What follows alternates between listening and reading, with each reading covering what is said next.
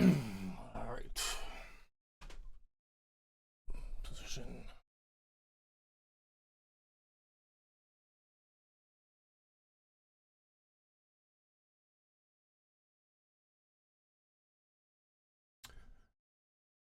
Hey, working? Hello, welcome to the stream.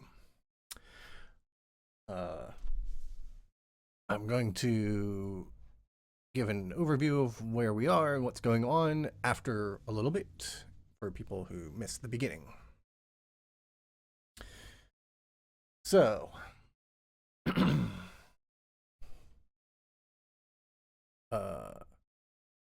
here's two things that I added since the last time I streamed. This is the only thing I've changed. This is two things I thought of that I forgot to do that I need to do before doing this other work. Well, after doing this other work, or in addition. The first one is a bug. This is something that's actually totally broken. And the second one is just, I would be nice. So maybe I won't do it.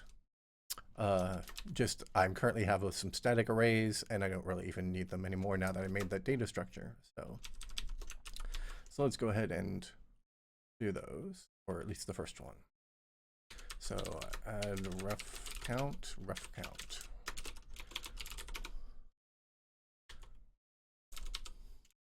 So for now, we'll just do this the dumb way. Mutex, ref count, mutex, SEL.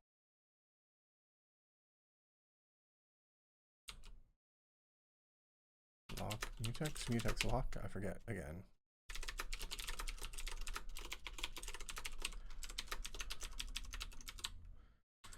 And that's technically enough, but I don't actually want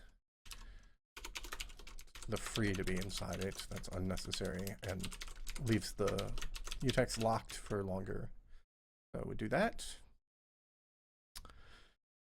But I can't just unlock and then check the value because somebody else could decrement it and then both of them would try to free it and that would be bad. So I have to find the other ref count. That one we don't have. This one.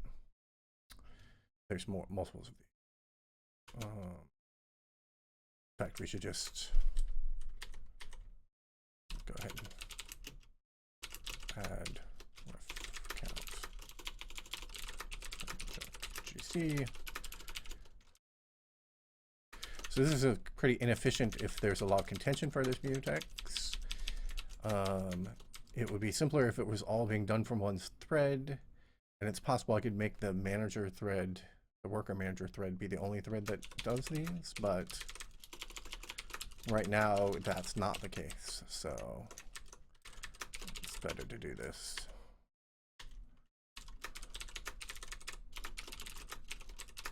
Like here it's being put in the cache, which is the manager, but the free definitely happens outside the manager, and this one is outside the manager.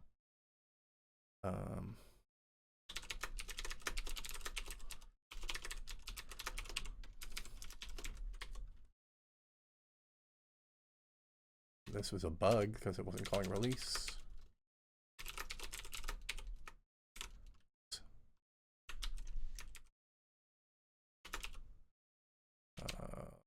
Also genchunk.gc. Does it need to call release, so it might free it if it was the last reference.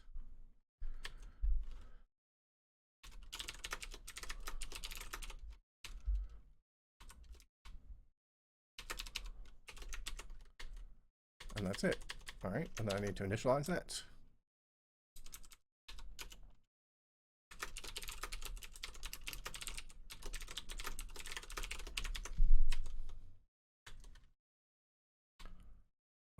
Is it not called a steal mutex?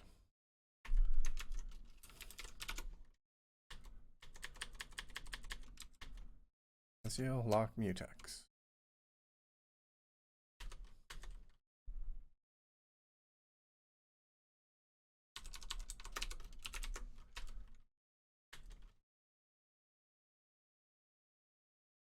This. Oh, enq.gc. Okay. All right. So I think that's 0A. And sure, let's go ahead and do this. threadsafe.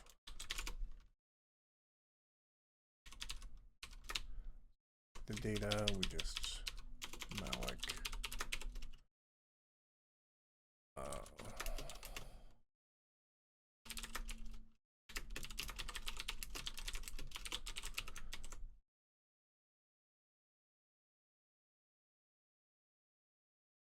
All right.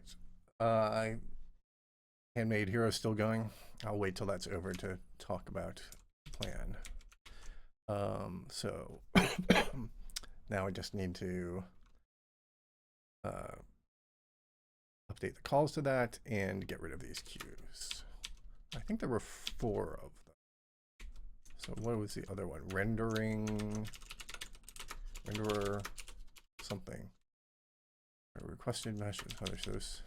Yeah, I just deleted 5, but there are only 4 thread safe queues, so that doesn't seem right. I must have deleted something that was.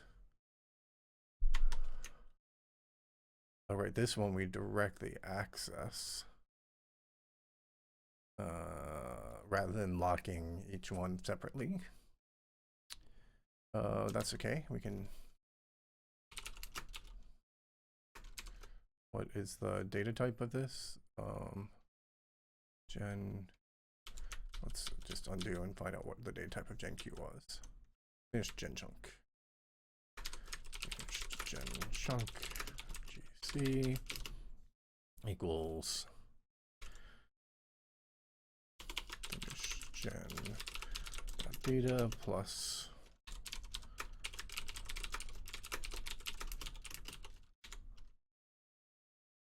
finished gen dot item size times h.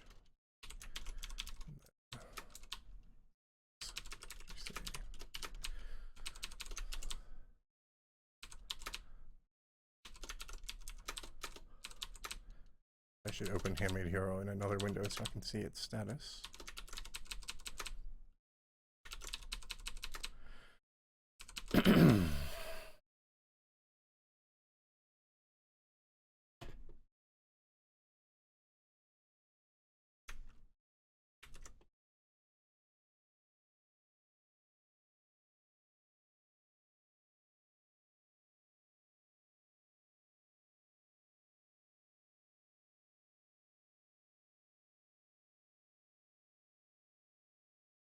Right.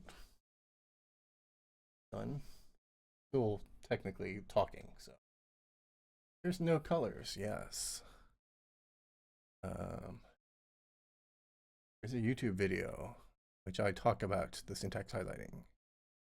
I guess I need to put a link to that in the FAQ.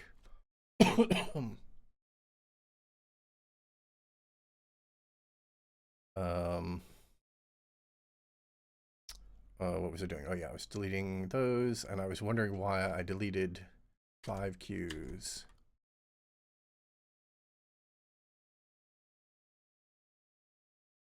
Why does this go through the entire thing? Not because this wasn't a queue. This is an array that's not a queue. Okay. So render requested message. We'll undo back to when we still had that. And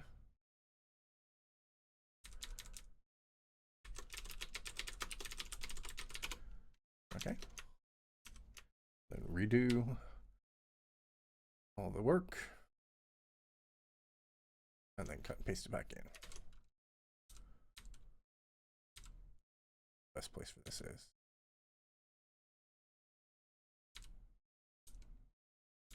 I guess right before this function. Hey, look. How about with the mutex? Okay, then we have to delete these. Is camera still on? Oh, there it goes. Okay.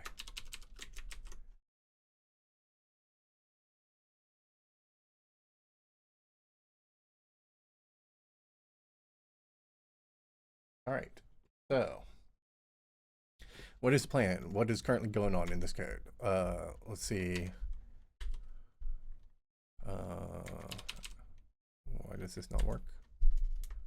Oh, because I'm using size of that stuff. So this now has to be size of built mesh. The size of task. Size of task. This is the size of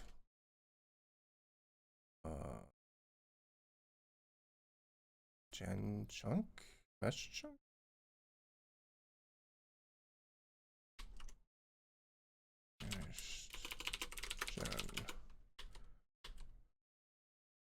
Gen chunk. Okay. Of course, if I get any of these wrong, nightmare, because I don't get any type safety like I used to. So built meshes. Let's check built meshes to be careful.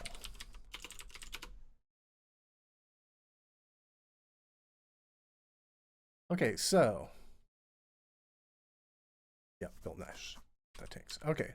So what is going on? What is the current plan? Can I run the current code? Okay, so here's our current status. We have some crappy procedural generation. I'm running into debug builds. It's a little slow. And right now I am working on making the building. You can see the mesh is appearing in the distance, and you saw them drawing at the beginning. I'm making those work on threads, and there's two reasons for that. One is so that it's done in the background, so it doesn't slow down the renderer. That's why the renderer is so slow. If I stop and let it finish building them, it should speed up. And second is then I can put multiple threads at it and build many more of them much faster. I think I have the view distance out really far. I just show what it is. Yeah, it's 1200. I think it's still building. It's a dynamic lights. Second. So I'm in the middle of implementing that. I started implementing that on Sunday, the threaded building, and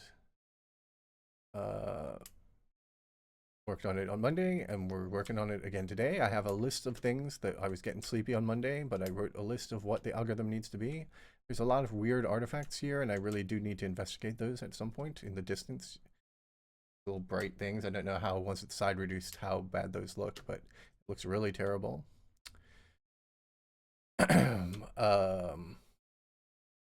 Like bad mapping along the edges or something, but I don't really know.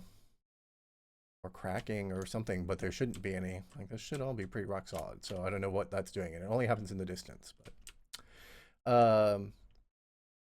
so yeah, maybe we'll finish that today, or maybe we won't, because I still have to debug all of the threading code. I haven't got any of it, haven't tried to run a single line of it yet. And oh, there it goes. There's high performance. Now we're running at 60 frames per second. Super ultra smooth on my screen and still running at 15 frames per second on the stream. So you'll just have to take my word for it. So yeah, on with that show. So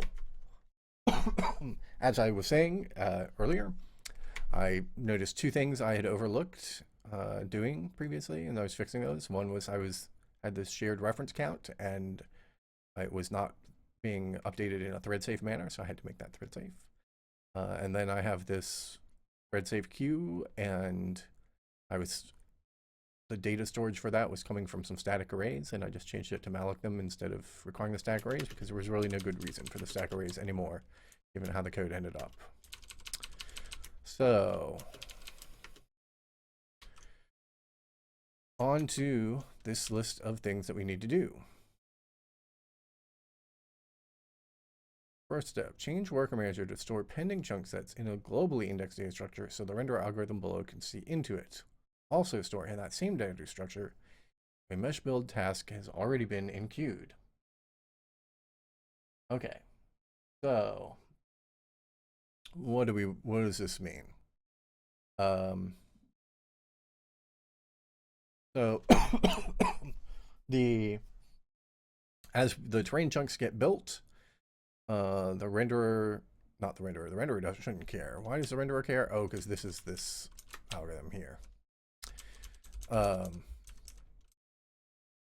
renderer needs to rebuild the render requested meshes queue from every frame, because this is just a weird problem that I ran into it in the Minecraft cave view app and couldn't think of a good solution to it, and so I'm trying to do it right for this one, and it's a lot messier. So the renderer is going to rebuild the render requested meshes queue every frame, but currently the worker manager stores into the render requested meshes partially completed info about the terrain chunks that are needed for building a particular mesh. Each mesh needs 16 terrain chunks in a 4x4 grid to build the mesh. And so it's part way through, it's got some of them, it's copied them locally, copied pointers to them locally, and so that they can't get swapped out from under it. And then the renderer wants to come along and say, I have a totally different priority list for you about which meshes I want built.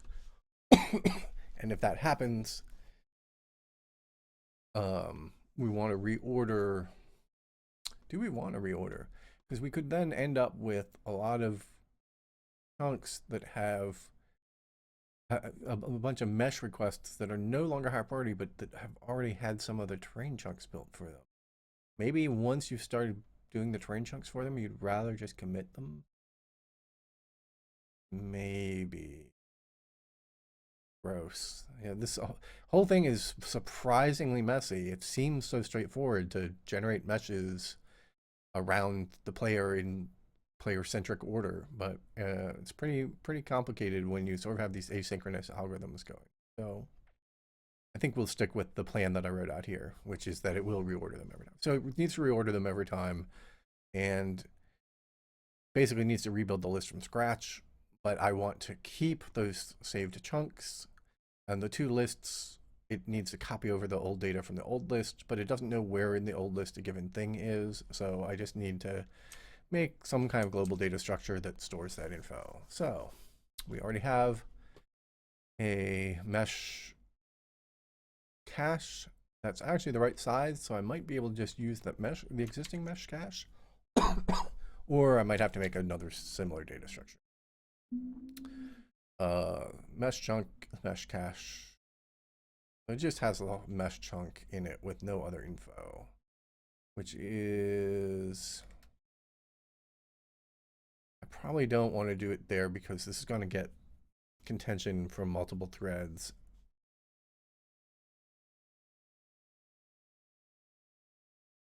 Or it's not its own cache line.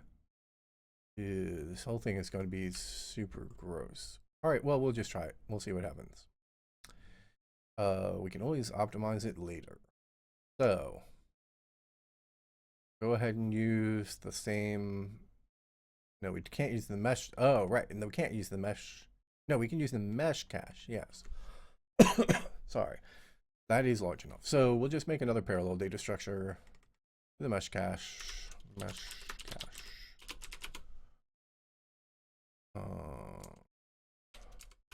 Def struct. What will this be?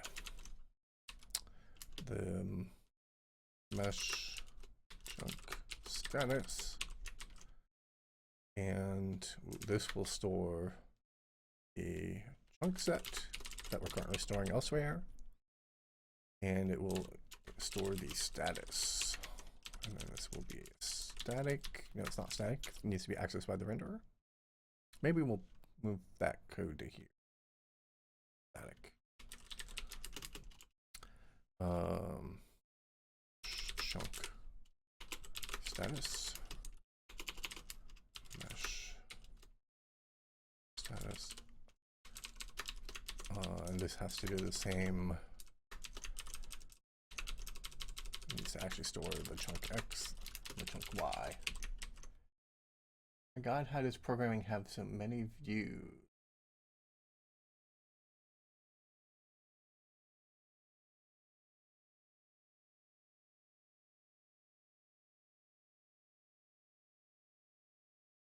Read back through the chat.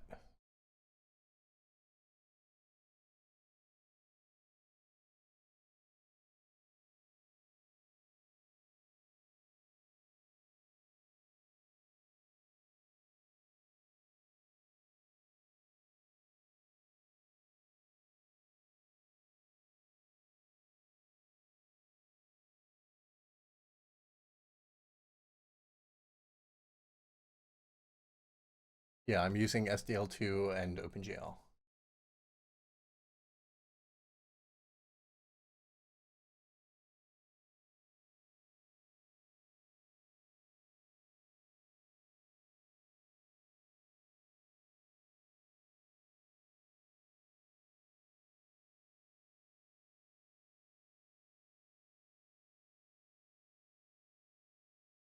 Okay, so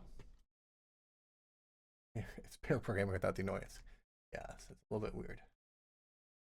So now where was I? Yes, a mesh status. So I need to make another one of these caches, and we need to figure out what the status states for these things are. So chunk status invalid, chunk status. I don't even remember what statuses does it need to know about. I guess we'll just say non-empty chunk set and chunk status empty chunk set. Well, you can tell that by just looking in the chunk set, so I'm not sure that's really necessary, but it gets at what this algorithm cares about.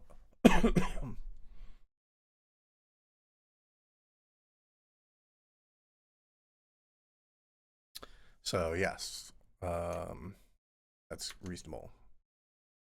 So then, yeah, we have to actually update this. So void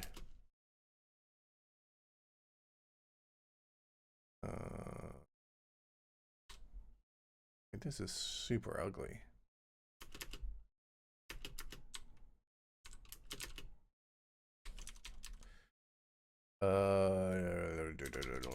Let's just do it in that order. So what we want to do is set chunk status int x int y. And then we do this. Oh, look, this code still has the old broken plot stuff. No, it doesn't. Okay.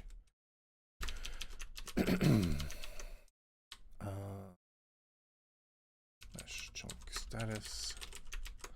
Oh, we actually need to. Yeah, I guess we just want to do.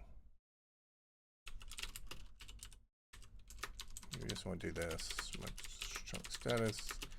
Now I'm going to be accessing this multi-threaded. Do I need to thread protect it?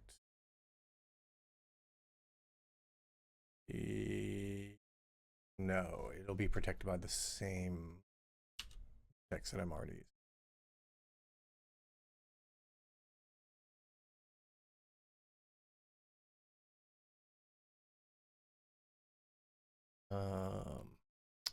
So if mzr chunk x equals x and mzr chunk y equals y, and we can return this status.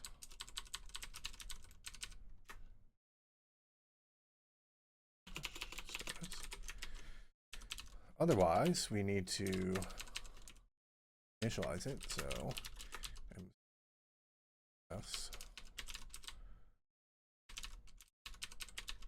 status does not equal chunk status invalid.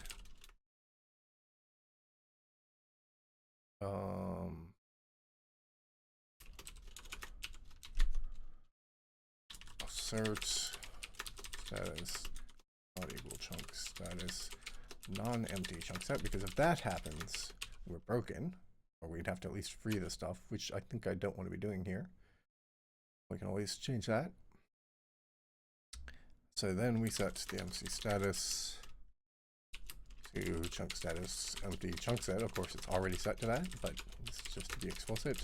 Chunk x equals cx. Yes, chunk y equals cy. These are supposed to be cx and cy.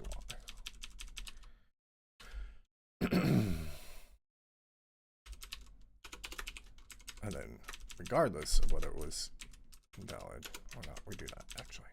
Okay. That makes sense.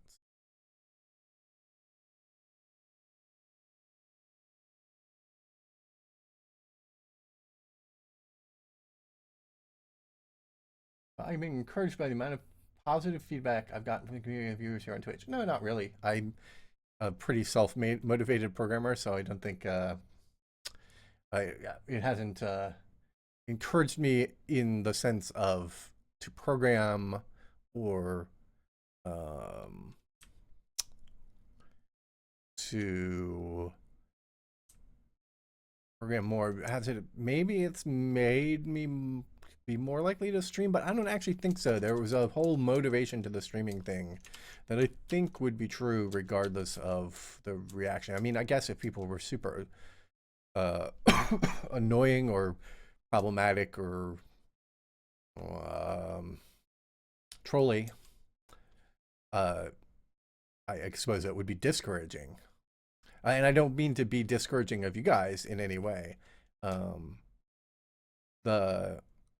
A lot of the goal for me in streaming is to create the archive that people can look at less and less the actual live interaction. I do the live interaction because it's there, so I might as well. But you know, hey, it's the free the non-annoying pair programming, so people do point out typos and stuff and bugs that save me a little time potentially. So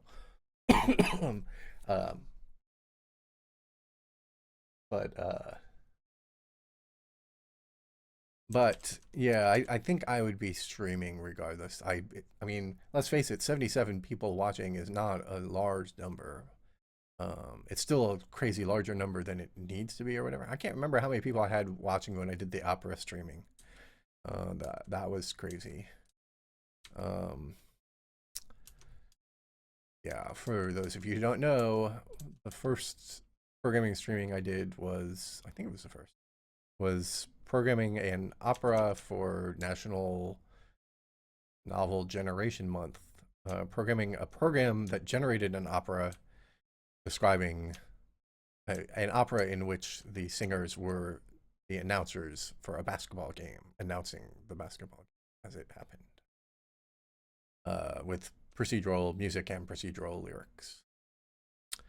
And that was very goofy, and I did not archive it because I knew it was very goofy.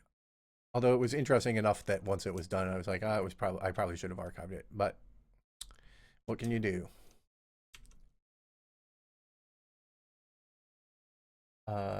And that opera is available online somewhere if anyone cares. I mean, it's just as MIDI files. You don't get to hear the actual singing of the sung parts. And they're kind of repetitive and all a little too similar in some way. Because I unfortunately had to crank it out in like 2 weeks, or because I only started it halfway through National Novel Generation Month when somebody proposed the challenge of National Opera Generation Month, or I think I had another syllable. Anyway, where was I? I was making this data structure.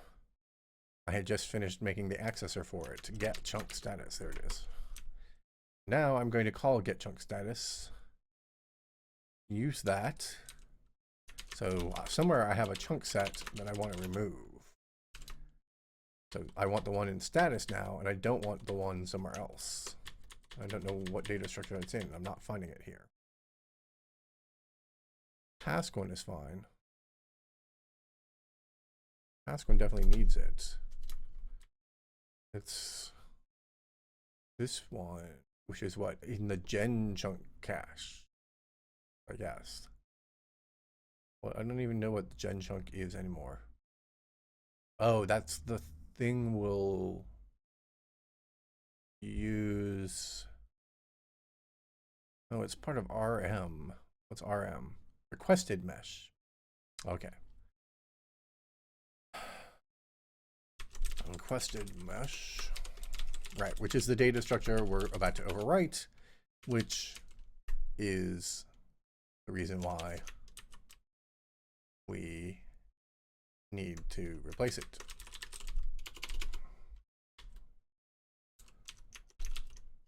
I want this chunk set valid as well. Okay, so now when I compile, it'll tell me all the places that had it accessing the requested mesh that need to be fixed. Like this. So now we say get chunk status rm of x, rm of y. Mesh chunk status MCS. And then this becomes MCS. This becomes MCS.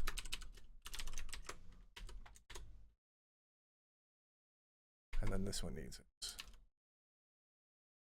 So mesh chunk, get chunk status, rm x, rm y.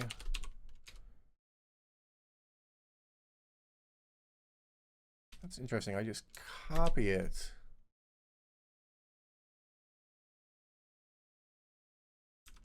What do I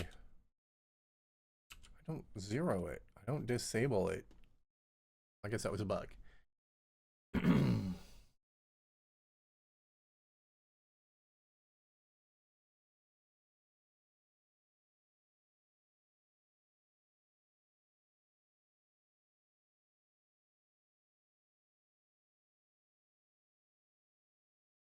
Many lines of code in this library? I don't remember offhand, but it's very easy to look it up. So let's do that. The library, meaning the STB voxel render that is used for all of this, is, no, it's not on nothings, it's on GitHub. And then we scroll down, find STB voxel render. There it is. 3,500 lines of code for the library. And then this project now,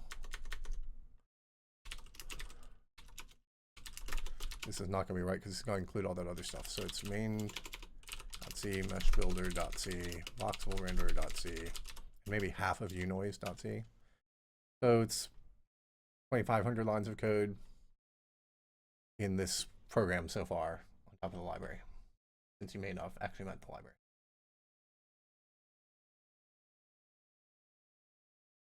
And then there are other STB libs used, and I am using kern decomp, which is huge. In this, oh, it's in third. That's a 5,000 line library that implements the crunch library that decompresses DXT textures, but I don't have to be using that. I would have to use STB image or something else though. So, and you can see I actually have a whole bunch of libraries that I didn't bother counting here besides the voxel render. Anyway, so yeah, I think this was already buggy. MCS, why is it called MCS? It was called, oh, mesh chunk status, yeah. Chunk status. This whole thing of using names like MCS for a mesh chunk status is actually a thing I've only started doing for the last 2 years or so. And keep in mind, I've been programming C for 25 or 30 years. So, and I think I like it. I think that works pretty well when you only have one of each type of variable. So now we want to copy the MCS CS, which is the chunk set, which is the 16 chunks. Those will be reference counted, and now we've created new references to them, but rather than delete the references, we're just going to go mcs.status equals chunk status invalid, because we're done with that chunk. Oh, we're not. Yes, we're out. God, this, I get so confused about the mesh chunks versus the gen chunks. I probably should have come up with a better name. Yeah. So, and just to be on the safe side, we'll memset MCS CS 0 size of MCS CS, so we don't attempt to decrement them later. Like, we shouldn't. If the code were correct in all ways, that would never happen. We just do it out of paranoia because it's clear. So memset address of, because that's a struct, not an array. All right. Is that all I have to do? No, I have to actually set it. So the first time we assign it, we need to do MCS chunk MCS status equals chunk status. Oh, and look, we weren't actually setting chunk status set valid k j equals true. And then we have to say, what did I call this? Where is this? I don't know. Chunk status, non-empty chunk status. Okay. And if this needs to be thread safe, we'll make it thread safe later, but I think it'll all be inside the same. And I think that's it. I should have somewhere setting every possible chunk status. So let's check that that is true. Do we have every possible? Empty chunk set, non-empty chunk set, invalid. Okay, so that's a little simple sanity check.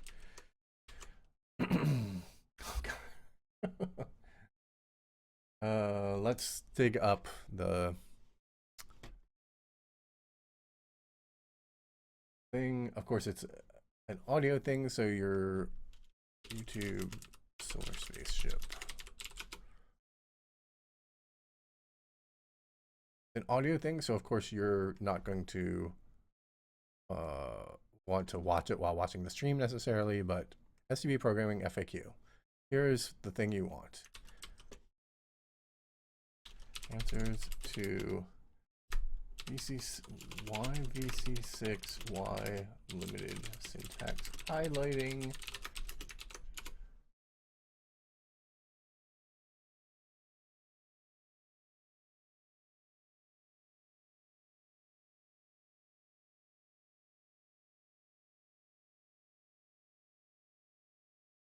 All right, so now what? I've done that stuff that I said I want to do. I think it's all fully called up now. I could easily have left some step out of it. Who cares? All right, so that was this part. So now we have to write this renderer algorithm. Void or update mesh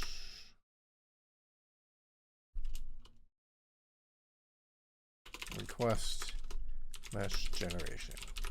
All right, what does this do? We iterate over the chunks around the player. It's the same as this code here. And we need to get the chunks. We'll just pass it in.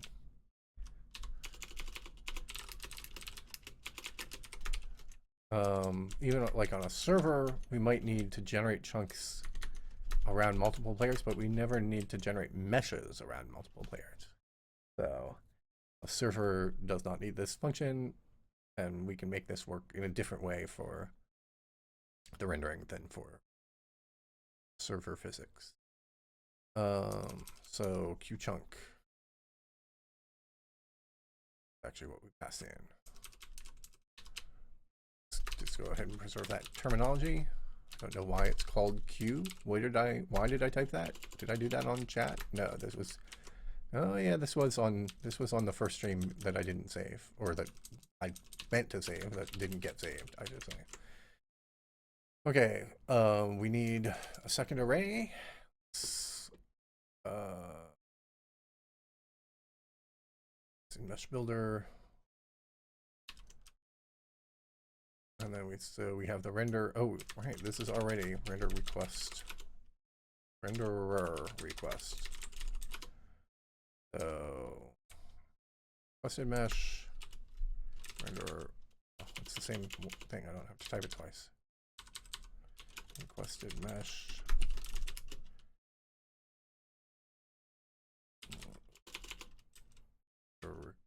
Requested mesh list 1. Requested mesh list 2. All right. Let's go ahead and have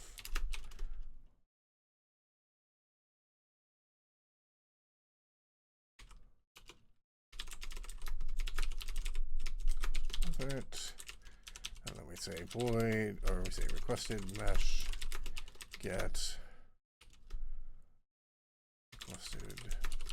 alternate.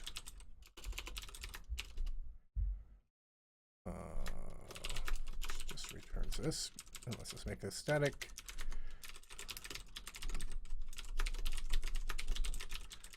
And then we have void swap requested meshes, void requested mesh.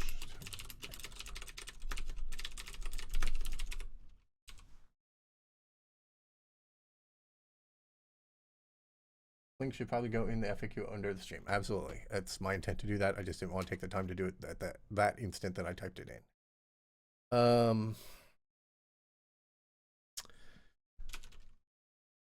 Requested mesh. Oops. Equals requested meshes alternate. Step. All right.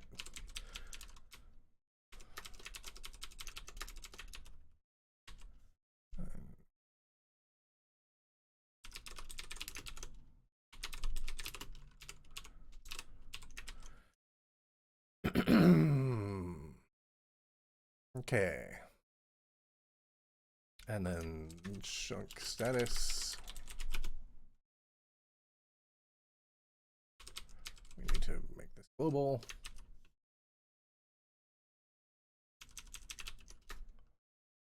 And this function. Or I was going to do this merge. That's right. I was going to try to do this merge in this file, so I didn't have to do that. I forgot.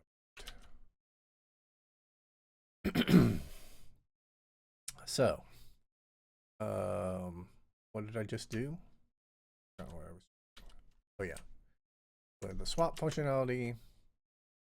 So maybe I don't actually have to implement the swap functionality if that ends up. What I need to do, I do need to get the alternate. But in this, oh.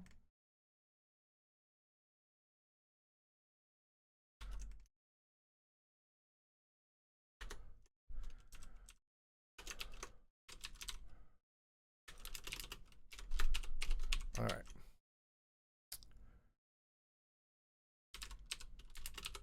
So now we have to figure out what the priority for this one is.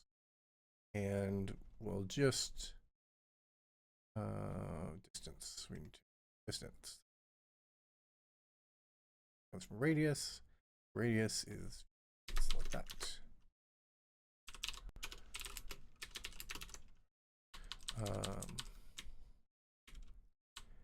And let's add 1 so that we try to build 1 outside the view radius.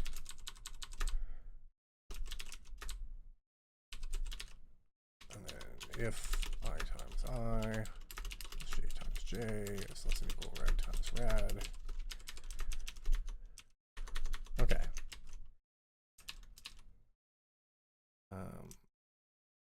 So if this happens, we definitely want to consider it. So world x equals cx, shift left, mesh, chunk size x log 2, or just actually times. Let's just do the times mesh chunk size y.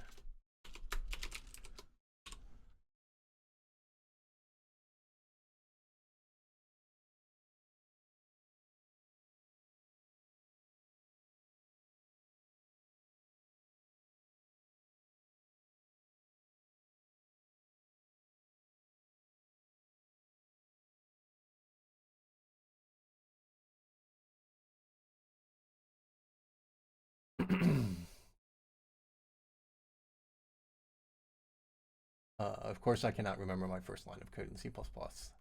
I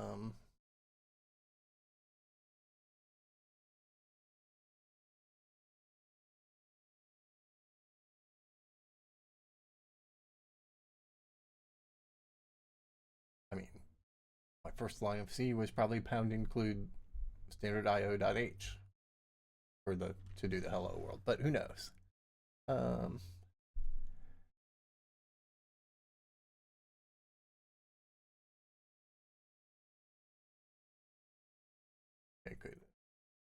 do put an at nothings if it's something I specifically should see, because I do skim it looking for those more than everything. I mean, I do try to read everything, but since we have so few people.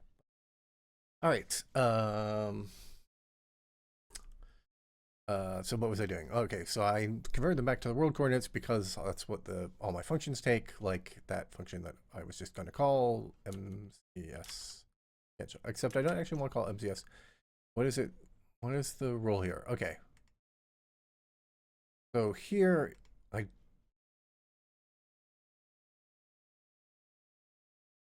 okay, I'm explicitly not, I'm supposed to actually skip ones that are already in the mesh. So, so I actually want to use this code inline again.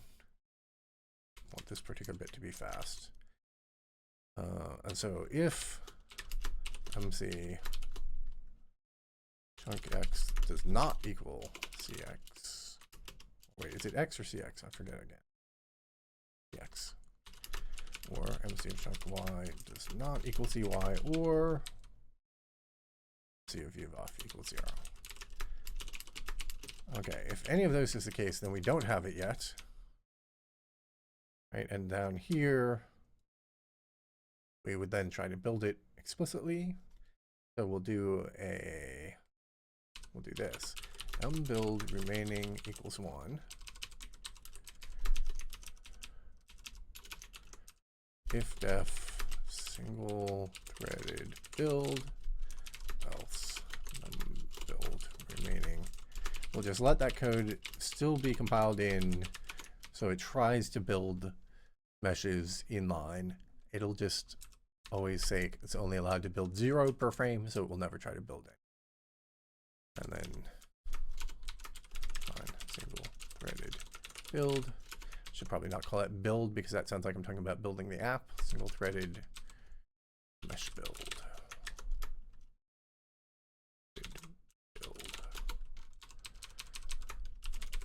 So for now, yes, we're still not using the multi-threaded stuff. So when people ask to see it, I can still show it. Once all the code is written, then I will turn it on and watch it break. Okay, so what we're doing is we're iterating over the world, seeing which chunks we want but don't exist. And now we want to add them to our list. We're assuming that our list is large enough to hold out to the entire view distance. So what is that again currently? The view distance is 2048. Mesh chunk size is 64, so it's 32. So then it's the square is 64 times 64, and then it's really pi r squared, so it's over 4. So there's about that many, except I forgot to add the 1. Okay, so 2048 over 64 is 32, plus 1 is 33, times 2 times 3, 4, 4, 5, 5, 9, 2. Okay, I just really messed something up. I forgot to square it. 66 times 66 times 3.141,592. That seems like a lot. Did I do something wrong in that? 64 times 64. Oh, right. I forgot to like divide by 4. So 66 times 66 times 3.145,592 over 4. Okay. 3,400. So then how big is that list currently? Requested mesh. Oh, do I no longer export? Oh, right. I no longer export it.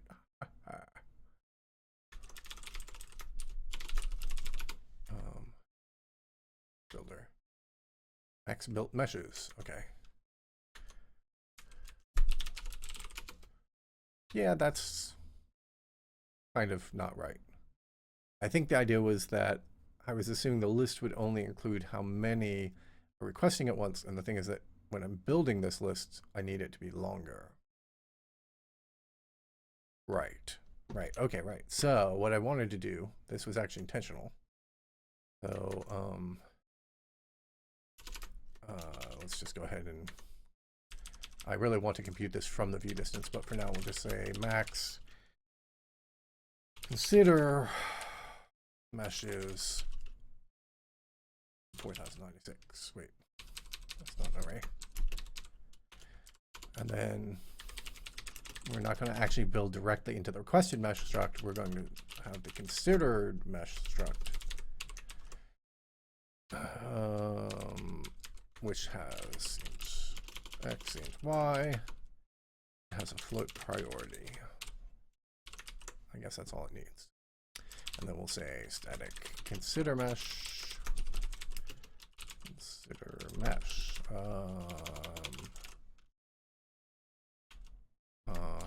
I'm still on the fence how to do all these kinds of things. So let's try doing it this way and see how that feels. All right.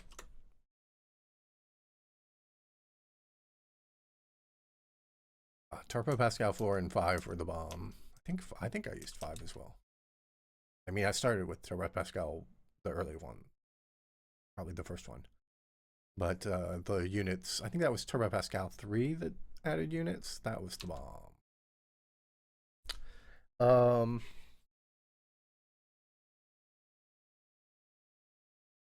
Abstract data types, man.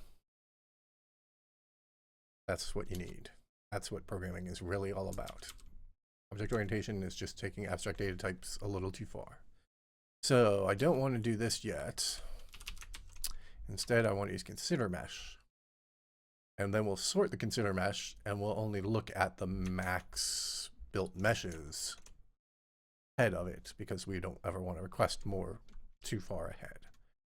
And then I can tune that number to decide how that works. So at this point, we just say consider mesh of n of x equals x, equals world x. Consider mesh of n dot y equals world y. Consider mesh of n dot priority equals. So the priority is how far away you are, and are you in the frustum? And at this code, I don't have the ability to say if you're in the frustum, so let's just do them in order around you and ignore the frustum. Fine by me. And let's use low priority. Low numbered priority actually means highest priority. So we get here, and we need to increment that. Now we have a list of all of the meshes that I think are interesting, and we're going to sort them. There's n of them, and we're going to sort them using CB float compare. Is that what that's called? And then it uses offset of consider mesh t priority. I think that's how that works.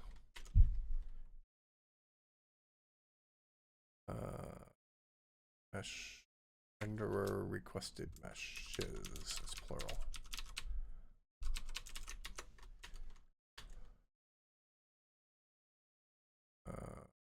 Float.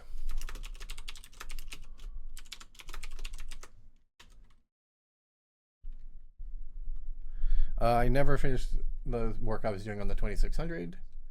Let's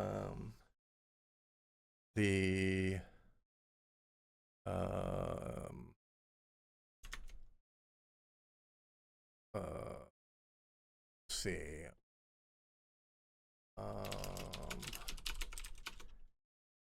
Where did that live?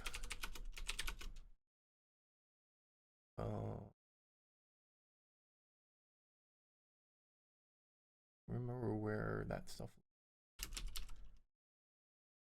abandoned?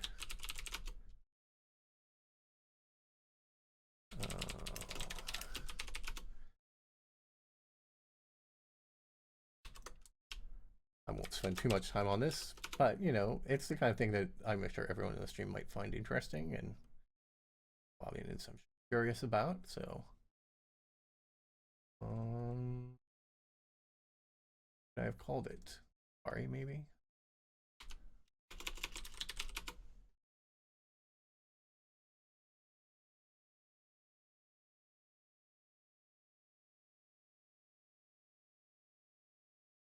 Yeah.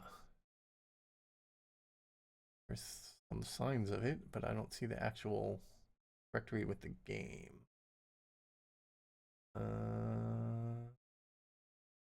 What were the ASM files named?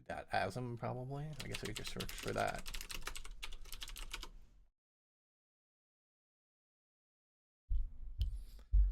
Oh god, 10 million files.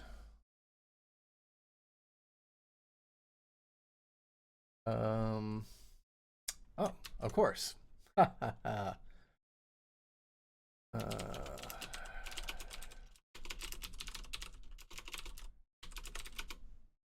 Because when I had a 2600 as a child, I did not have an Atari 2600. I had a Sears VCS. So, oh,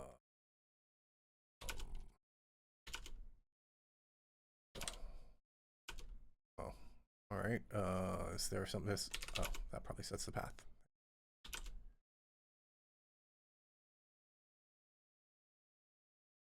Okay, so here's my just experimenting with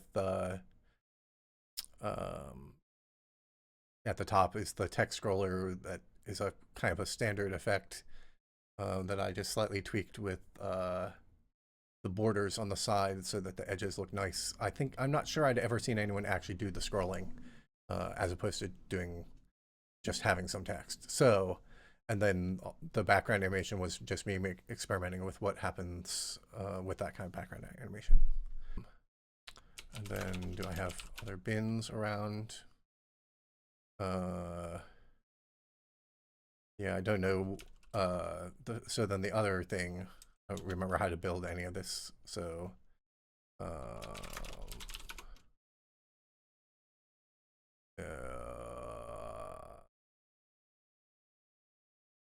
I want is Sean D list, but maybe there's like a controller for this. I don't know. So, the main thing that I have is a display list based sprite renderer. That was what I actually wanted to show, but unfortunately that's not the thing that's sitting around compiled.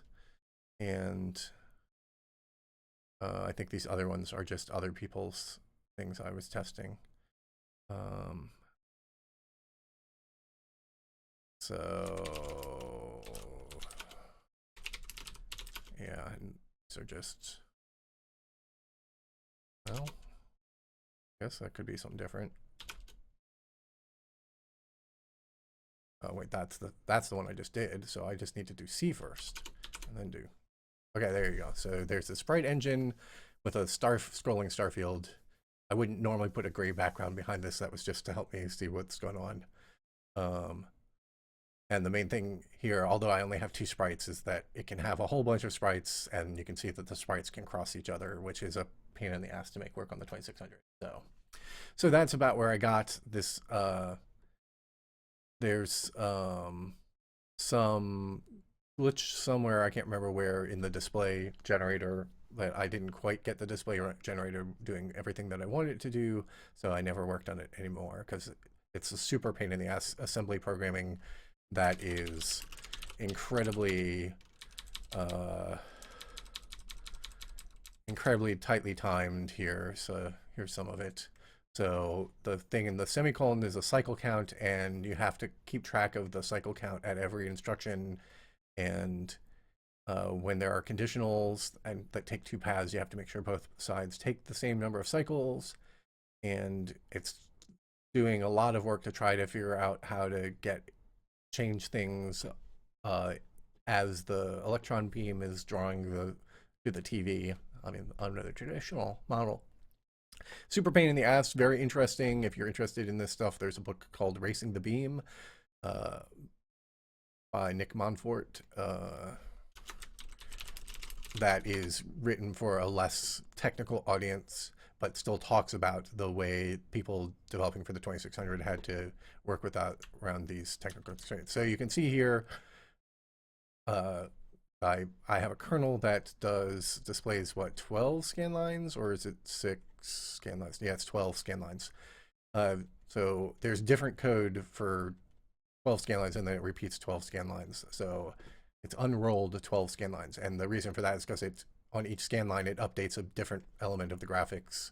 So it can update the player graphics every other scan line for both players. And then it's resetting new players and new missiles and stuff so that you can have more than the 2 sprites and have them totally arbitrary, driven by display list.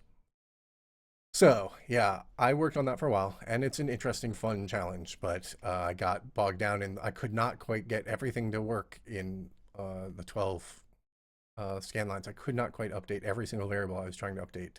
I did go back and add that star field. That was a sort of free extra thing that I stuck in because I did have some free cycles in a bunch of places, but not where I needed them. So I never went back to that, never fixed that. And that is a little side thing for you guys. So there you go.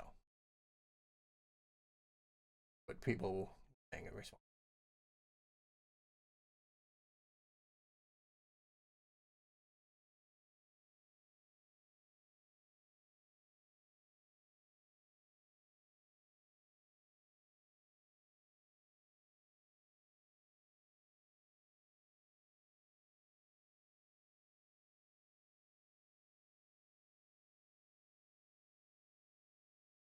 Yeah. Okay, so it has to be fcomp undefined. So I don't remember what, maybe I just spelled it out. Maybe it was called float comp. That seems likely. Nope. stb.h int comp, fcomp, icomp. What would one of those have been called? stb comp airfunc. No, that's not, that's something else.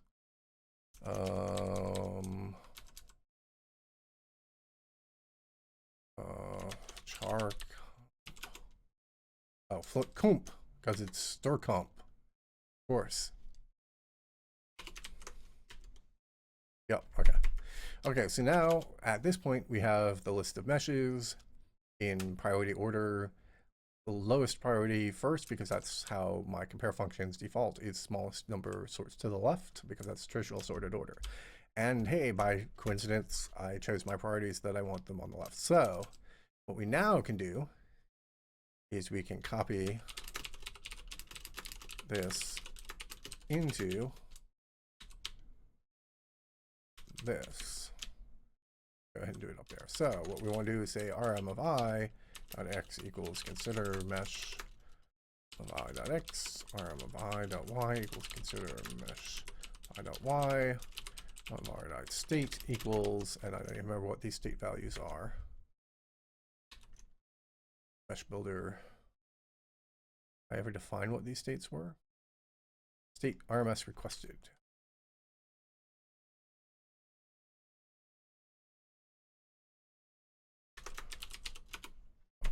It's supposed to be an RMS in that, but it's still didn't export it yet. Okay.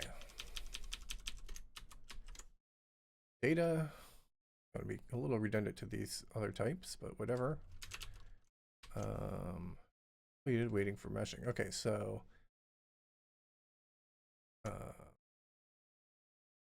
we actually put it into that state when we got here.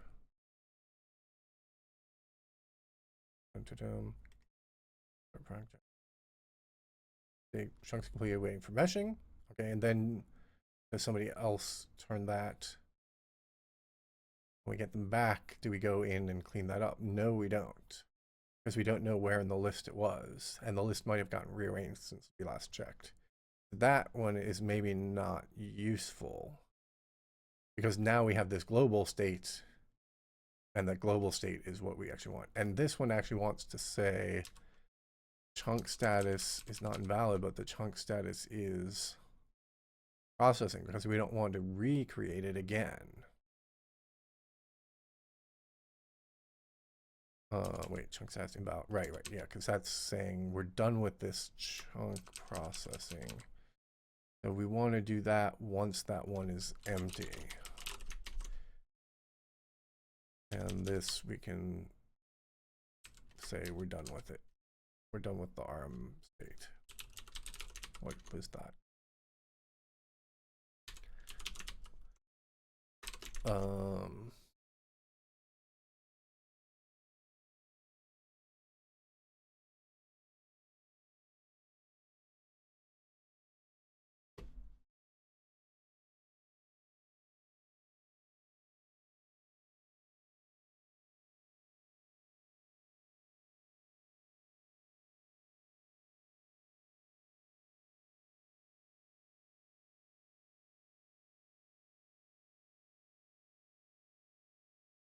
Yes, obviously named breaks and named continues are what you want. And I use go-tos since we don't have them.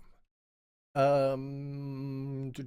don't know. This is all kind of seat of the pants, and I'm probably making a hash of it, but I've just got to soldier on at this point. It's reaching a level of complexity that I don't quite really understand all the interacting parts, and I haven't even gotten any of it running yet.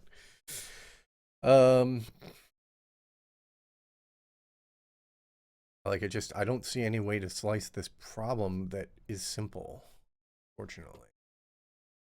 So, so the state is going to be RMS requested, and we're going to dispatch that list off to in fact, we'll just you will call the swap function. We'll make the swap function's job be to synchronize them. Swap requested meshes. Swap requested meshes. Because now we've got this list. Oh, we need to so we call I less than max consider meshes. No, not max built meshes. Right. If n is less than max built, n equals has to be min 10 max built meshes. Then rm.apply.state equals rms invalid. Okay. Then we swap our requested meshes, and then we'll even let that do the wake, which I also don't think I've actually put everywhere I need to put. So that's another to do. Okay, so we iterate over them, sort by prioritization. Okay, now we have to do this, and we're going to do that in the other file.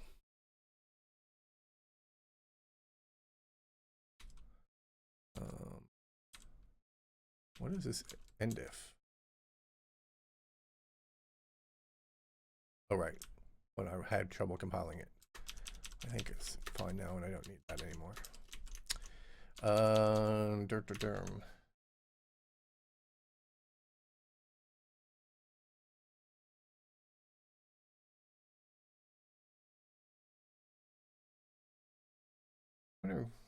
Yeah.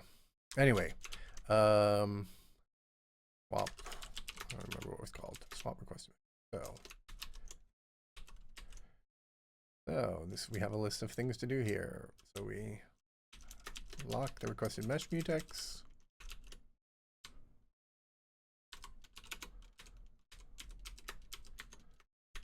We'll unlock it when we're done.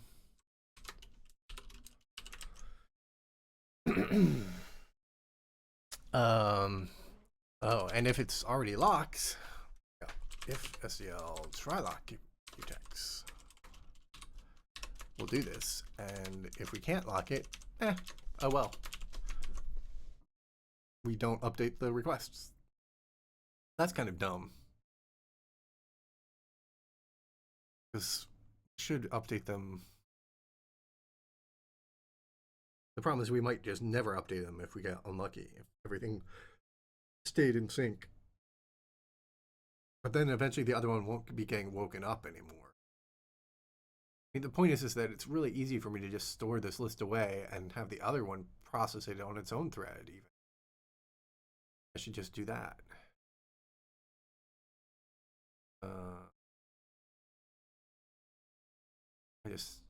Then I need 3 of them. So we don't overwrite the one while it's being processed.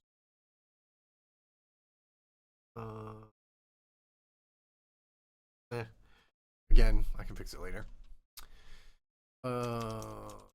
So we'll do that last. Build a queue from scratch based on current priority, but omitting any entries that already have corresponding tasks, which we should have in the mesh chunk status. But did I actually put that into the mesh chunk status?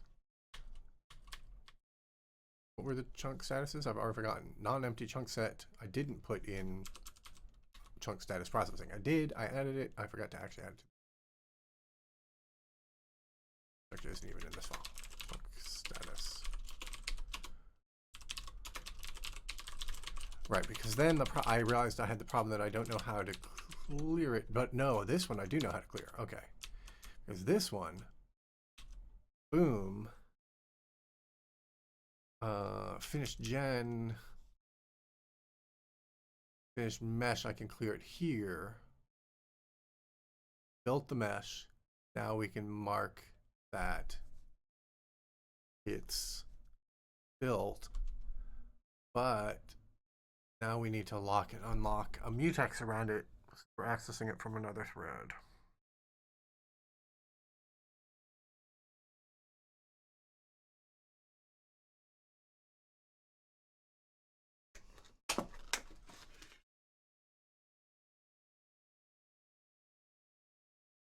All right, I'm going to eat dinner while I'm thinking about this.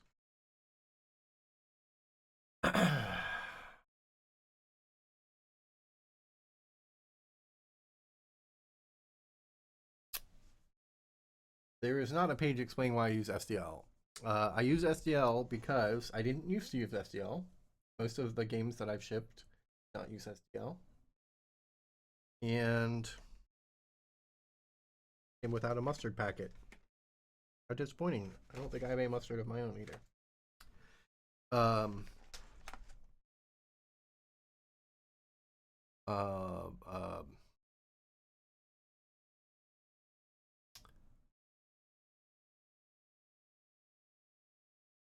Go to drink.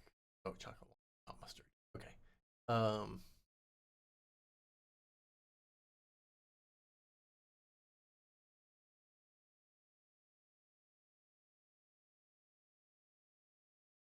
I've already forgotten what I was supposed to be doing while I was eating. Supposed to be, well, I was going to explain the SDL, but I mean, why did I stop? What was I thinking about? What was oh, the threading these things.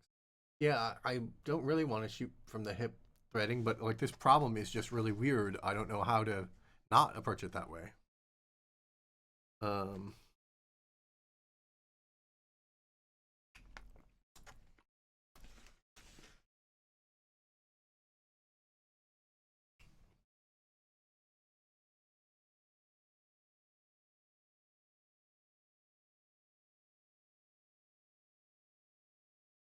So I wasn't using SDL. Most of my free games like Promised, Lost in the Static, Succor, are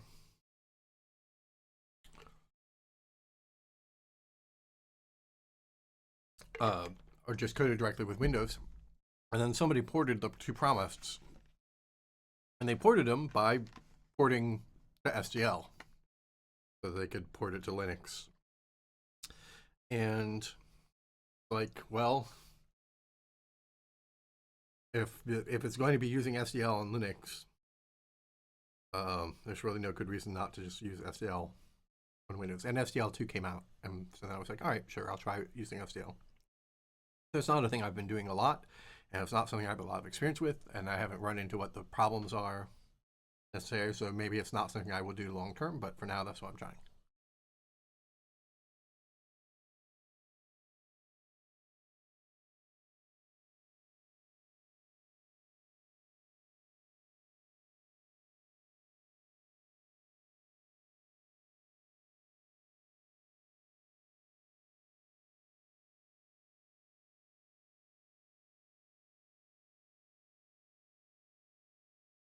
I believe I actually compiled SDL2 myself in VC6 even. But I'm not positive about that. I think I did.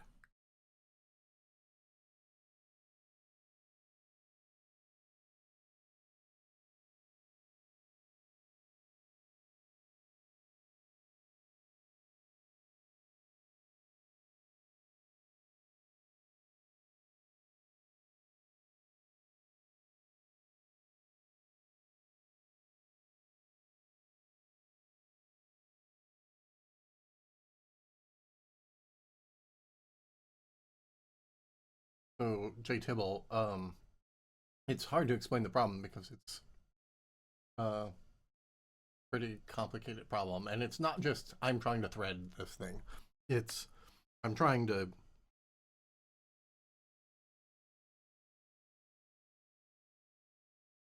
trying to make something run in the background and use multiple threads in parallel to speed it up, and trying to do the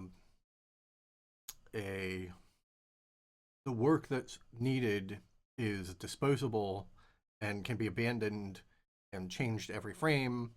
And so I'm constantly getting a new set of tasks of what I should do every frame, and trying to reconcile that with what I've already done and what I'm already in the process of doing. So it's not just a simple, let's thread this.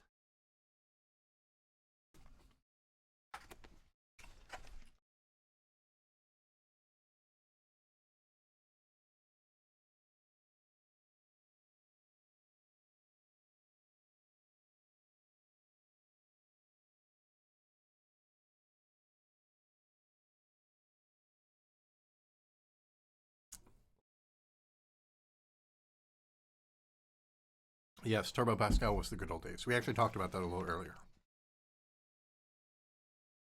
when Fabian brought it up. Rigorous.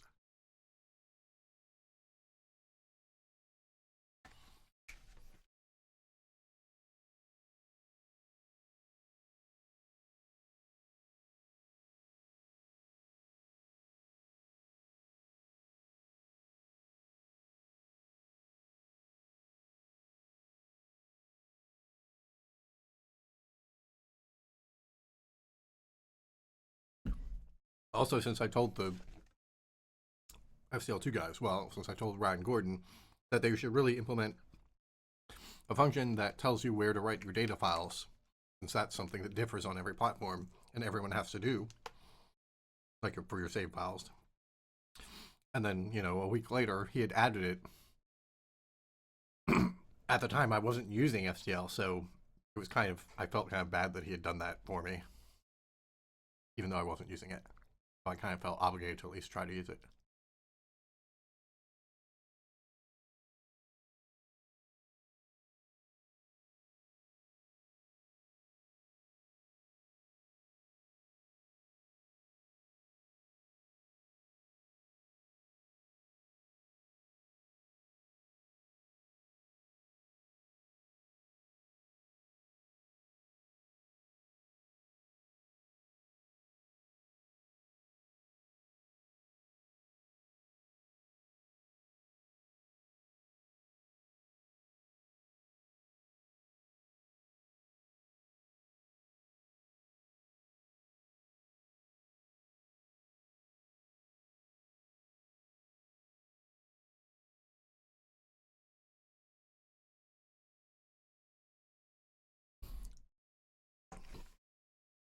I don't know if JTibble was even around to hear that answer, but didn't get a response on it.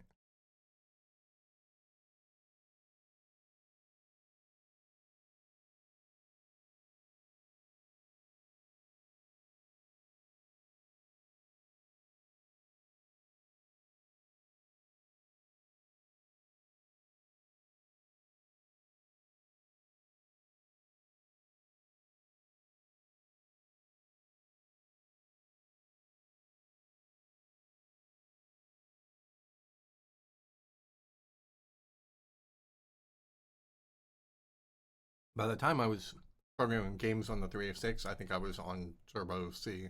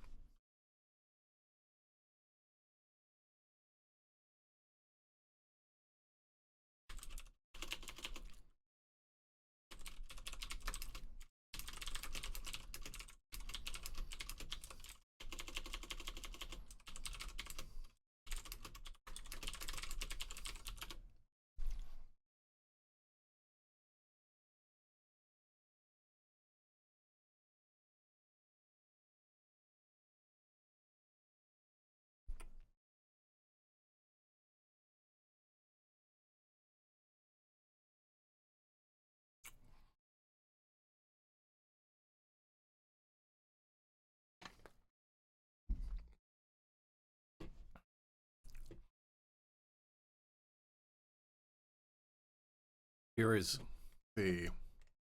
where the thread gets from one of the two queues of the tasks that it needs. And here is where it puts the finished work in the output queue, or the other kind of work on an output queue. Sadly, that does not solve the problem.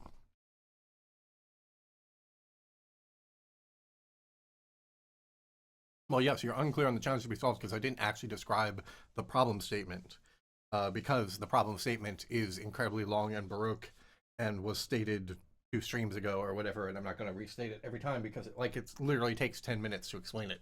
So I was just sketching out the scope of the problem to try to give you some idea of why it's a mess, not to actually give you the problem that you can solve. All right. So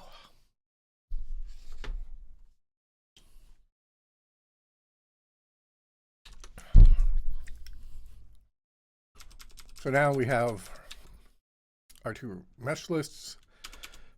I'm not even going to worry about whatever the problem I was worrying about before is. When I run into it while I'm coding, I'll think about it again. So what we do is we go through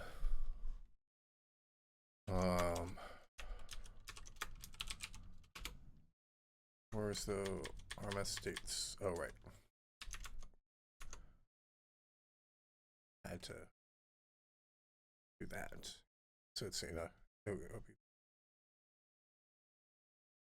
okay, so at the moment I only have RMS requested and RMS invalid. So then we can do RMS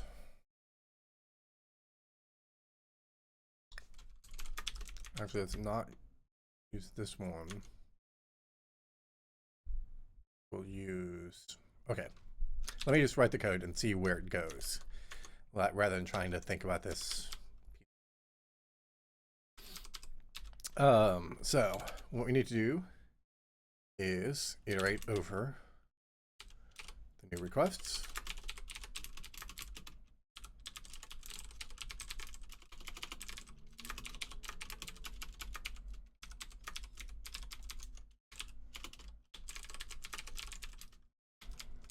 So I should just do this.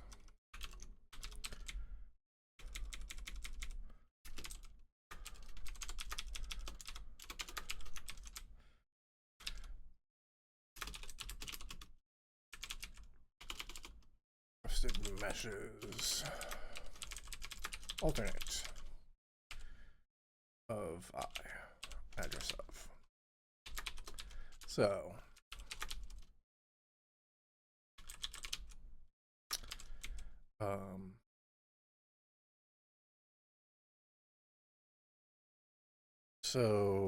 we all right, I was wondering if I need a different one because there was some state being set somewhere that I'm maybe not handling correct threadsafe. And if that's independent of this problem, then I do need to worry about that independent of this problem. So we have to mesh chunk status. MCS equals get chunk status of rm of x, rm of y. And we only want to do this if rm of state equals rms requested. And if it's not, we could break. We could actually store a count here instead of iterating until we see invalid. Oh well, we won't. So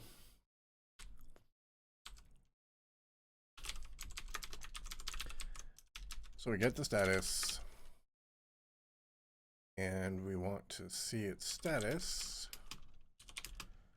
as chunk status if MCS chunk status. Okay, so there's a few things that could happen because get chunk status will try to make it valid for us. So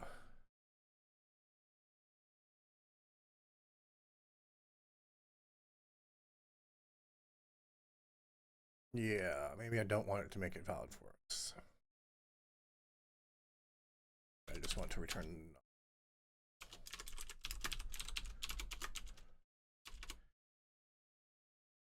mesh chunk status get chunk status unsafe.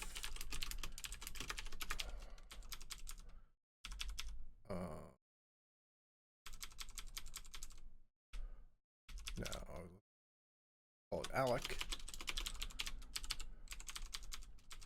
Does the old thing.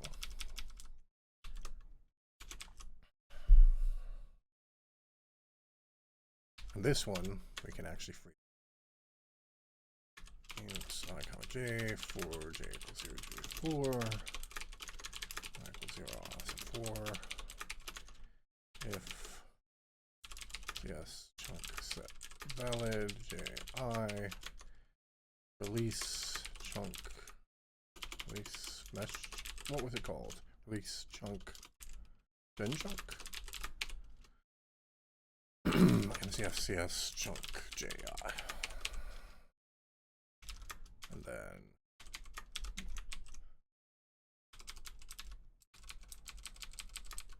and this should be non-empty chunk set.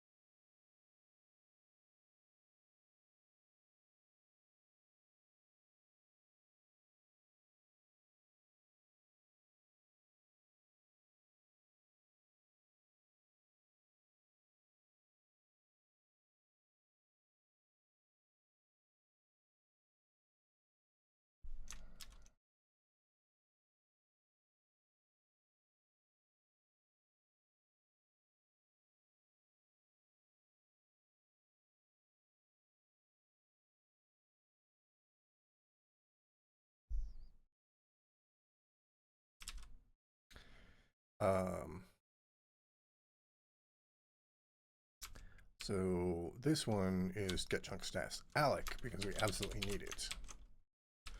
And if the status is RMS requested, then we don't leave it in the requested list because it's already been actually issued. So we do nothing in that.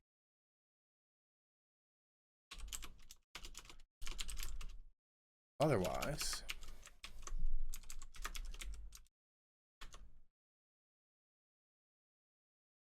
we now have valid mesh chunk status for it. So, okay, right, so we want to delete it. So we n equals 0. Delete else requested meshes alternate of n++ equals request equals star rm. What else do we have to do in this? Where's that? We're in the old queue, but don't survive to the new queue. Chunk sets cleaned up. Second, need to have their chunk sets copied over. That's happening automatically now. So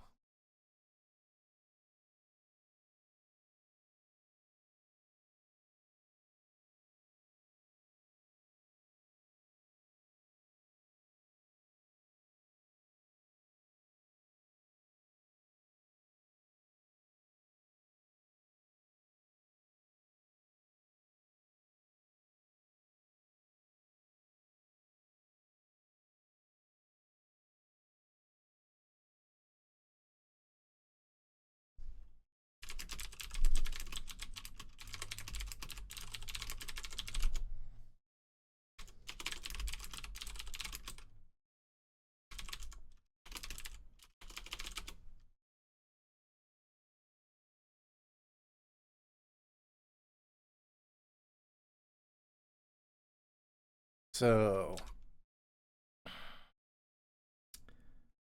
now at this point, the requested mesh is alternate of n dot state equals RMS invalid if n is less than max built meshes. Just to flag the end of the list. None of the ones past that are valid. Okay, now we need to go through the old list.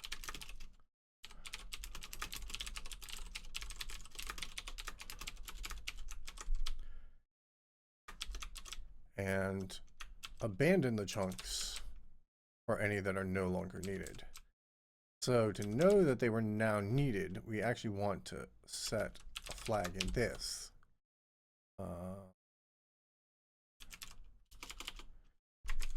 Which is here. CS arrow in new list equals true. If then we have to get chunk status of x of y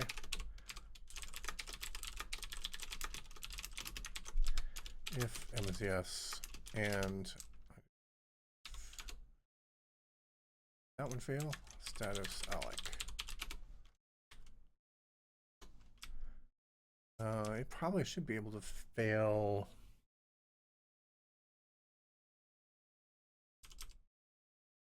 No, I decided I would just make it free. I wonder if that breaks something. Well, we'll see. So that one can't fail, but this one can. So if it exists and yes, in new list is false, then we need to clean it up. Is there a function to clean up a mesh chunk? Probably not.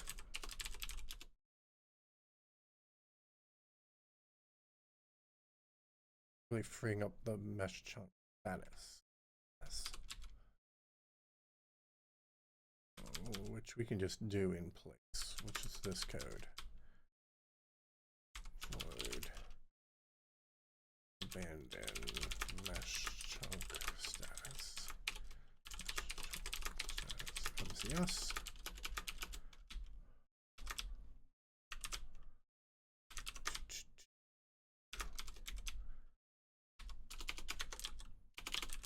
Abandon mesh chunk status.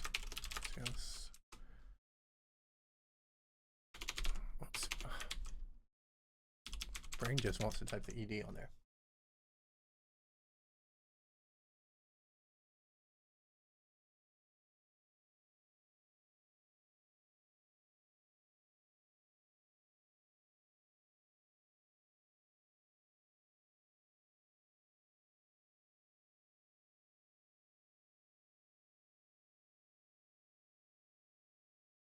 Well, the question is there a non-low-level C++ way of doing this? Like, I think this is largely algorithmic difficulty, not implementation difficulty. I mean, part of it is that it's trying to be memory efficient. Like, obviously, if you just pass everything around in message queues or something and don't worry, you know, use functional programming and everything gets allocated because it's, word escapes me now. Can't modify it. Problem is you'll start using a lot more memory. So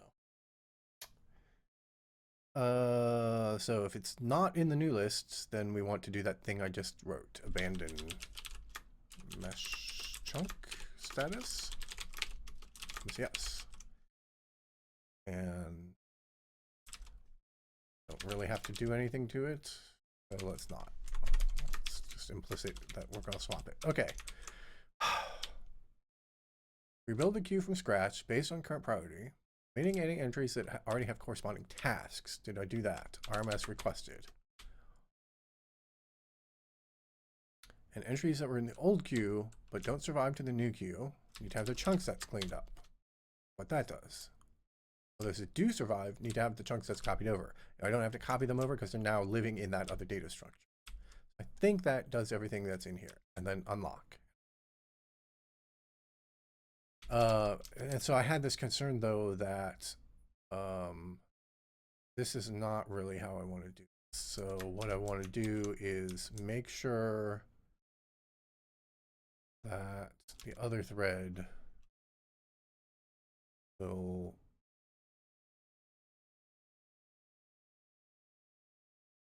and I didn't want to deal with that other problem. So yeah, we'll let that, if it manages to get unlike and starve,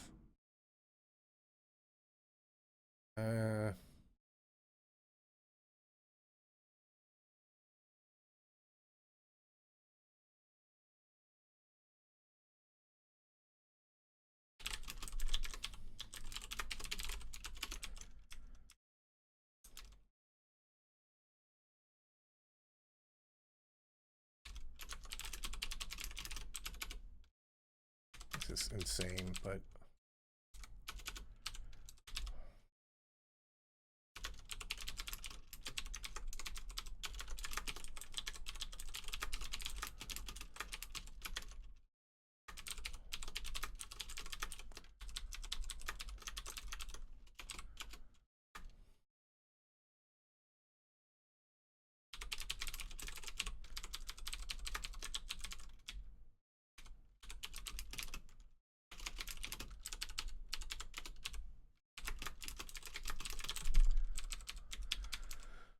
what is, oh no, that actually returned something else. I remember when I used this before, it returned some flag, try like mutex.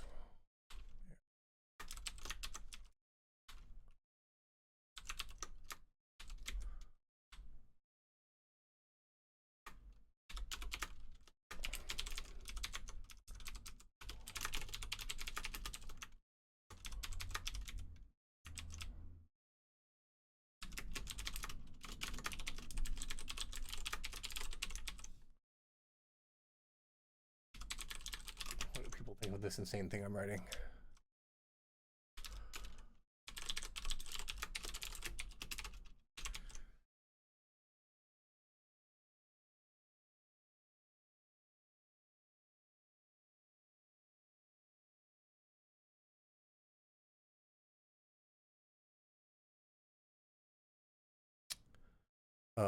Yeah, it was called swap requested meshes originally, just, and all it did was the swap at the very bottom.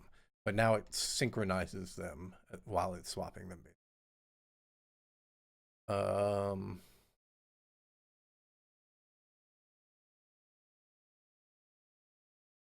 So yeah. Okay, and then I wanted to look at mesh chunk status. Get mesh chunk, get chunk status. I want to look at this, the uses of it, see which threads are accessing it. Okay, this is the worker manager. The worker manager. So that's all happening inside requested mesh mutex. This is all happening inside requested mesh mutex. Okay, so I think that's all safe. Nobody else uses them. We'll make it static. Make that explicit. Oh, and then abandon. But that was still inside the same thing. Okay, there you go. Release gen chunk. What's that actually called? That's just further down in the file, probably.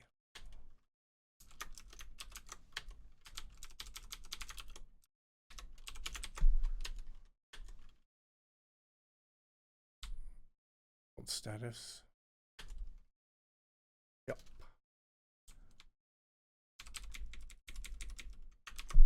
Wait, RM is that. This is supposed to be chunk. Wait.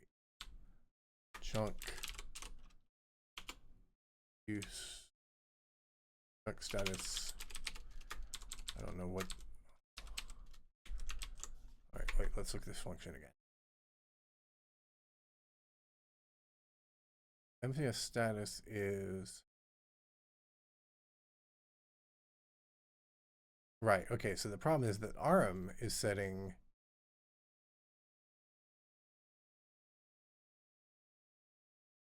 chunk status processing now. Great, I added that. Status processing, then we don't care about it. Otherwise, leave it in the list so that it can generate. Okay. what was I doing when I did this? Was I looking at all uses of MCS? Was that what it was? Or was that a compile error? That's a new list. I did not add that yet. In new list. And I need to clear that. That's what's missing. Okay, so then now at this point we go back over I equals 0, I less than max build meshes. Semicolon plus plus I.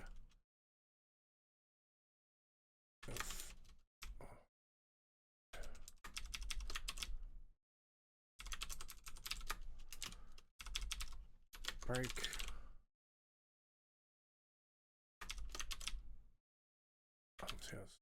Chunk status, we don't need alloc this time because we've already alloced it. And we say MCS in new list equals false.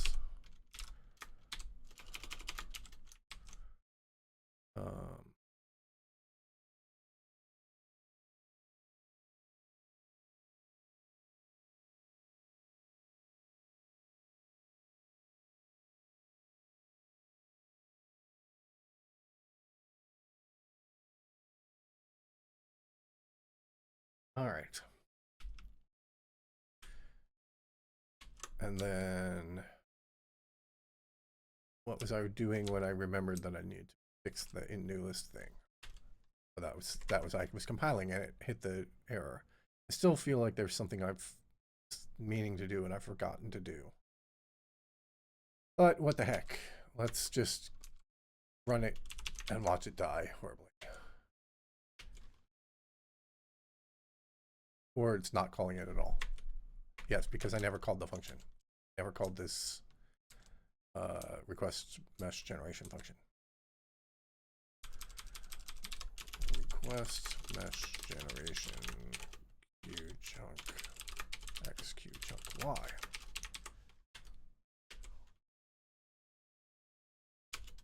All right.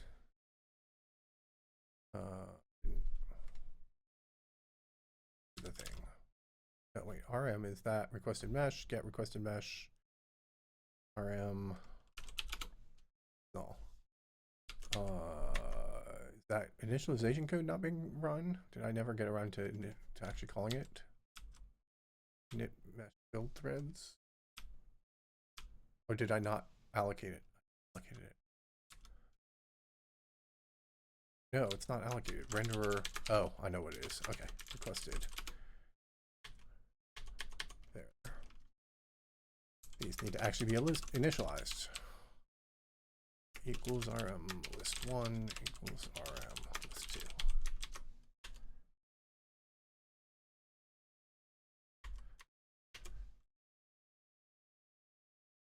Okay, something's still not getting run probably. So first of all, do we ever even hit the worker manager? Okay, we do hit the worker manager. Oh, this doesn't wake up the worker manager. So now we say wake waiter. Waken waiter? Was it wake waiter?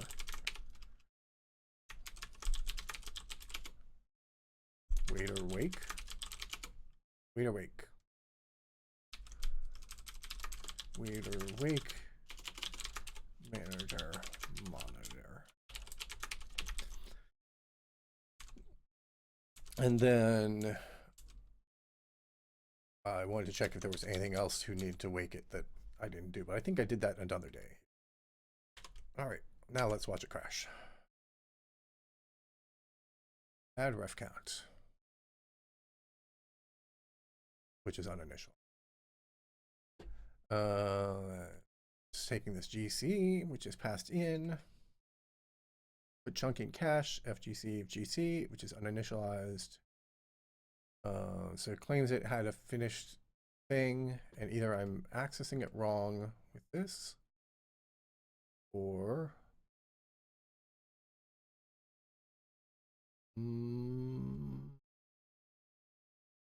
let's look at finished gen.data. Finished gen chunk. Let's look at the first 20 entries of that.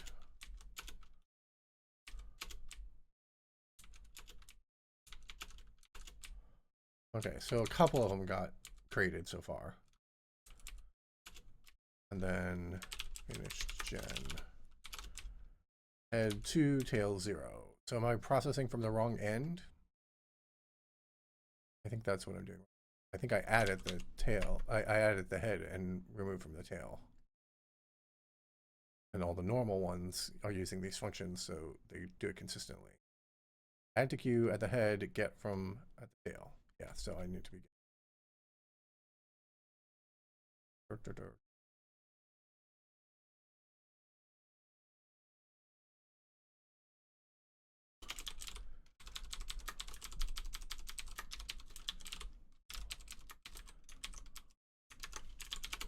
Okay.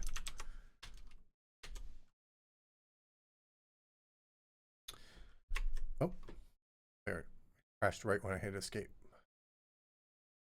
Oh, okay, so A, nothing happened. Ran for a while with nothing displaying. B, now we got this bad release gen chunk. So this is out of sync. The chunks valid is out of sync from the chunks. And I could just use nulls for the chunks. I'm not sure why I even have that redundant data structure there.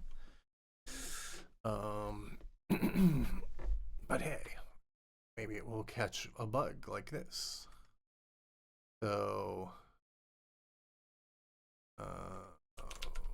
where do we set? Let's see, it's probably going to be an arrow chunk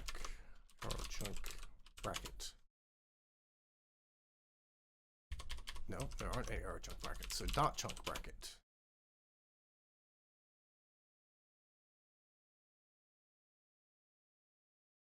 Good.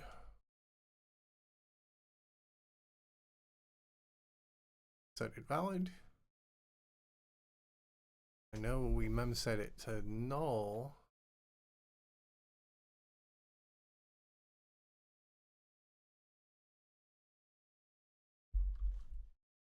Okay, chunk status alloc. Sets them all to 0.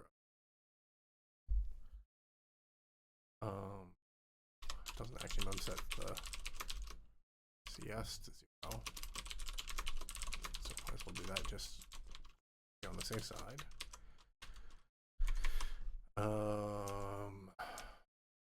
How do those get out of sync?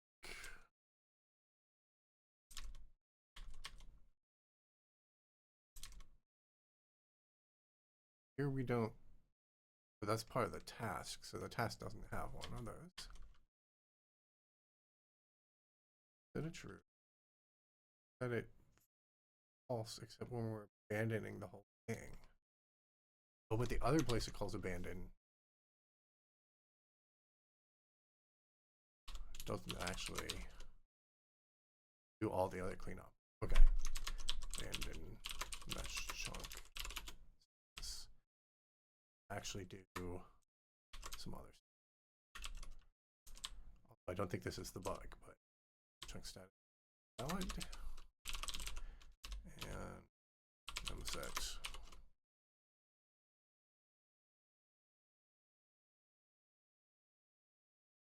Maybe it was the bug. Let me see. Yes. Chunk set valid 0. Valid. Stuff, so let's, yeah.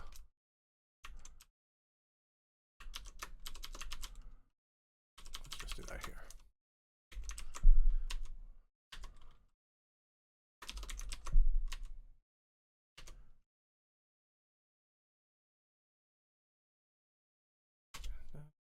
Yep, same bug. Okay. Chunk set valid is non-zero. All right, chunk set valid.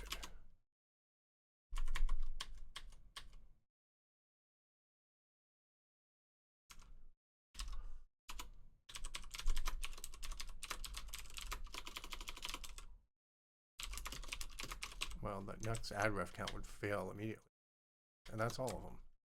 Where else do we set it to true?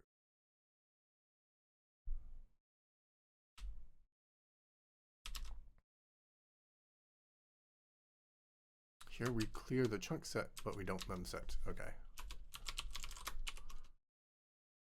That's probably the bug.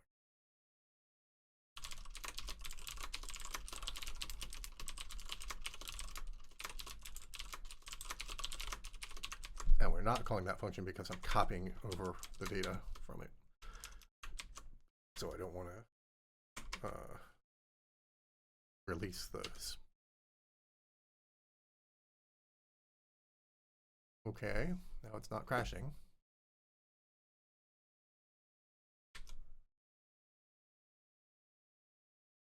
There, it crashed.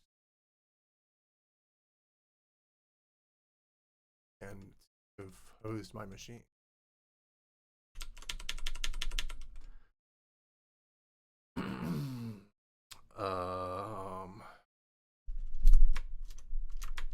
Yeah, control shift escape isn't working. I don't know if the stream is still working. No, the stream is still working because my web browser is still working. Oh, there, I just saw something. Oh, yep. Finally caught up.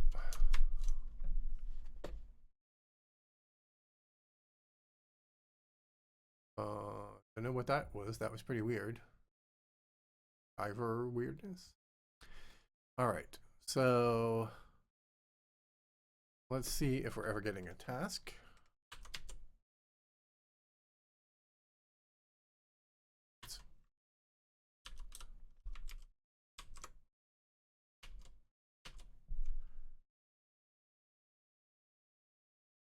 Okay. Getting some generate terrain tasks. Let's see if we ever get a build mesh task. Oh, we got a build mesh task. Let's see if this ever sees finished chunk. It sees a finished chunk. Oh, we never accept them back. The renderer is never taking them back. So let's just let this run for a while because it did screw up before.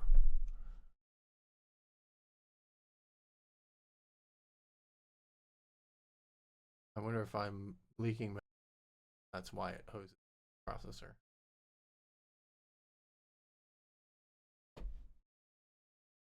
Oh, that time we actually. Oh, right.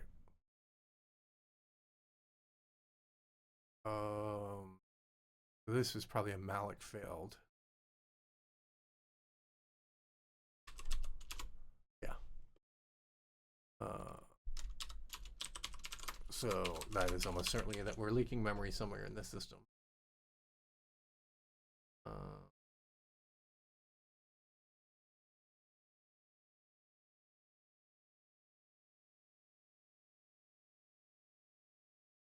Yeah, it was a coincidence. The changing the perspective was not actually why.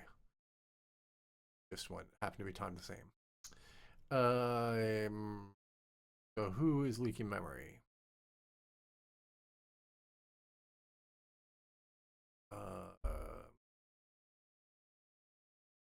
Well, there's a couple of possibilities. We could be failing to ref count the chunks properly, so we're not releasing them, or else mallocs.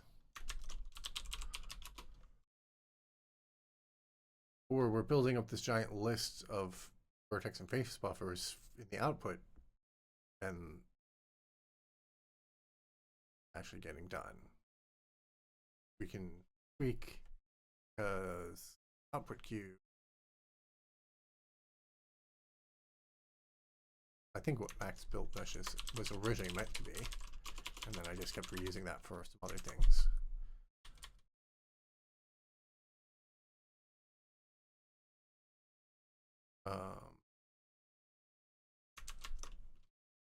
Build meshes.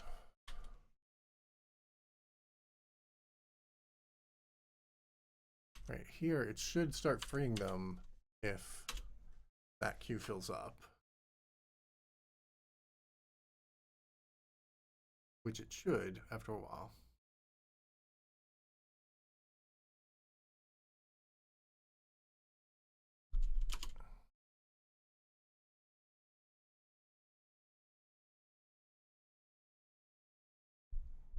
Yep, one of those mallocs failed.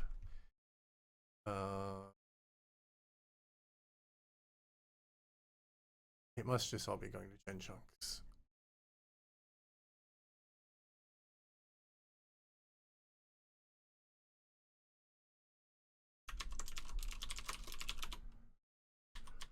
I mean, I'm reference counting these, so I could easily have a bug in the reference counting.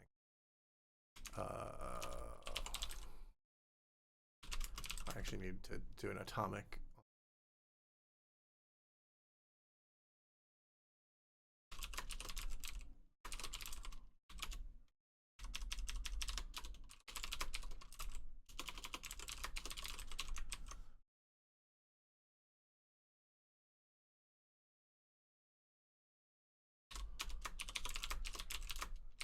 Just to see.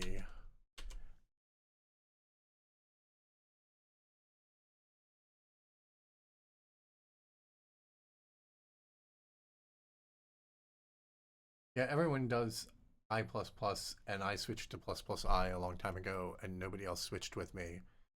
And that was just life. 654, how big is a single one?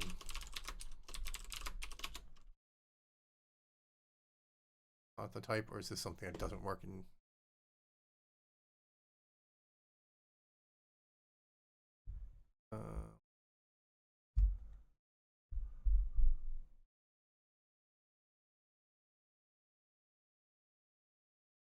Mesh chunks aren't big.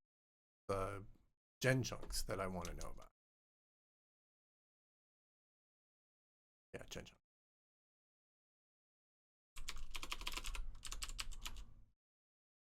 So who knows what that is? But that's the big dense structure, right? So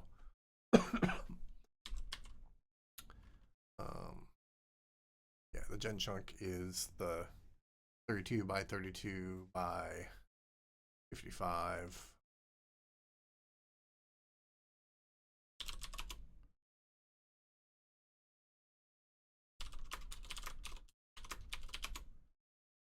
And how many did it say there were?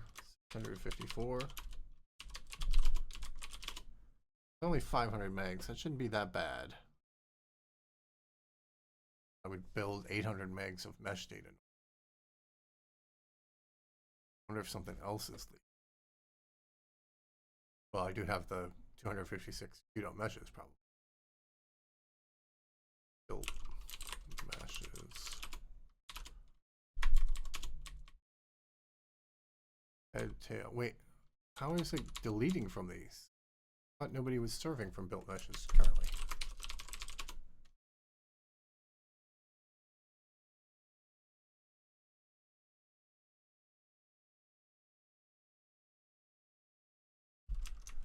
Yeah, next built mesh. Who's doing this? Oh, the main thread. No, nobody's doing it.